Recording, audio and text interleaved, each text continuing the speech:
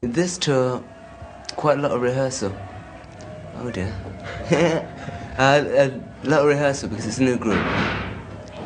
Them's is the fans. Wow. It's a new group. It's the first time I've worked. In fact, this is the first concert we've ever done with a new group. So we worked for about 6 weeks on it. But in between, we in fact recorded the album. We did the album in 2 weeks, 6 weeks ago. How did the group come together? Because I've noticed there's a trend for people like yourself and Brian Ferry and Emmylou Harris and so on to get an all-star backing band behind them. Well, I think that if one can afford it, one ought to do it. No, I think you owe it to the kids to get the best music you can. And in fact, what I'm doing, I think that my music has progressed, and as a musician I've progressed, and I'm just surrounding myself with people, if you want, the same, as good as me, really, to be honest. That's what it's about. I can play what I want, you know. Did you find that the old band couldn't do that? Yes. I outgrew them, is what happened, you know. How did you go about picking a band like the one you've got? Well, I started out because I wanted to work with Herbie Flowers, and I just asked him if he knew a drummer, and he knew Tony. And Dino, in fact, used to be with the old band, knew Miller. And we just tried it out, and it just worked, you know. I was very loose at first, you know, but it worked, you know. It seems as well that there's less stage setting this time, because last time you had this great big dragon puffing smoke. Yeah, I wanted everything to stand up on its own this time. I wanted the music to be what it was about. And also, we didn't know what kind of reaction we were going to get. I haven't played for 2 years. I mean, it was amazing. It's like, you know, just come off a #1 record or something. I mean, it's great to still know I can do it, you know. There's life in the old Bolan yet, man. Do you think things have changed since then? Doesn't look like it, does it? I mean, I don't know. I mean, I think there's more energy about now. And I prefer it at the moment than before. I mean, it's more satisfying for me because the kids scream and show their appreciation, but also they listen as well, you know. Because standing in the audience tonight, I was quite surprised how old some of the people were, and also there were a lot of guys around as well. Mm-hmm. Guys with Black Sabbath and ELP and stuff on the back of their shirts. Yeah. That's cute, isn't it? Well, Yeah. that just shows you, obviously, that, you know, the kids are growing up with me, if you want, you know.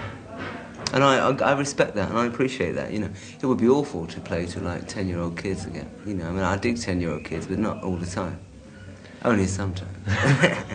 How about the dates? Do you pick those, or does manager pick someone? Because it was so quickly put together, I said, get what dates we could, really. Because I knew the band was sounding so good in rehearsal, I just said, we've got to play. I mean... How about the Damned, the support act? How do you get... They're very good friends of mine, so, I mean, I really dig them. I think they're the best of the so-called punk groups, and I wanted to give them a chance, really. I also wanted to show that we could rock alongside, supposedly, the best new group in England, without any apparent effect. I think we proved that, you know. So it shows that I have not lost my touch or whatever. No, you know what I mean. It's like, I dig them very much as a group. I really do. There was and I like any new groups. I like any new thing, any energy. I mean, there was a story that I read somewhere about you wanting to play support to them on. It's a new one on me. I don't think so. It doesn't sound very likely to me. Does it to you? Well, when I think it was the Pistols, Johnny Thunder, and so on were doing this package tour thing. You were quoted, perhaps misquoted some that you wouldn't mind being on a bill like that. That's total crap. I never said anything of the sort. I hate the Sex Pistols. I think they're terrible. Yeah. And Johnny Thunder is terrible. And I think what I probably said is that I think that John's Children in 1967 was a forerunner of, not punk groups, the new wave groups. If you look at a picture of me and John's Children, it looks exactly like Johnny Rotten does now, you know. That's what I meant. I didn't say I was anything. I read it somewhere, the godfather of punk. I mean, that's rubbish, man. Can you see any sort of similarities between what you were doing in those days to what these bands are doing now? Yeah, and I'm still doing it. I haven't really changed, actually. I'm making the same noises I wanted to make in '67. I just couldn't play well enough then. Really. Perhaps we can go on to talk about the album. Yeah. Dandy in the Underworld. Is there a story behind the title? Yes, it's in fact a rewriting or a modern rendition of Orpheus Descending. It's a story of a young man who goes through, it's also a cross between the picture of Dorian Gray. He goes through the social world, if you want, and doesn't come out of it very good, actually. The words is, if you listen to the lyrics, I mean, it's just really a story, a three-way 3-verse story about someone who was very flash and who burnt the candle at both ends. And the chorus is, will he ever come up for air? Does anybody ever care? I mean, it's just a very sad song, actually.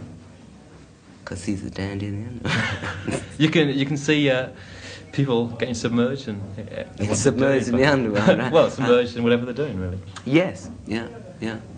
This whole album, actually, lyrically, is stories, most of it's stories, Do the stories connect, or are they? No, there's no concept. They connect because I wrote them all within the last 6 weeks.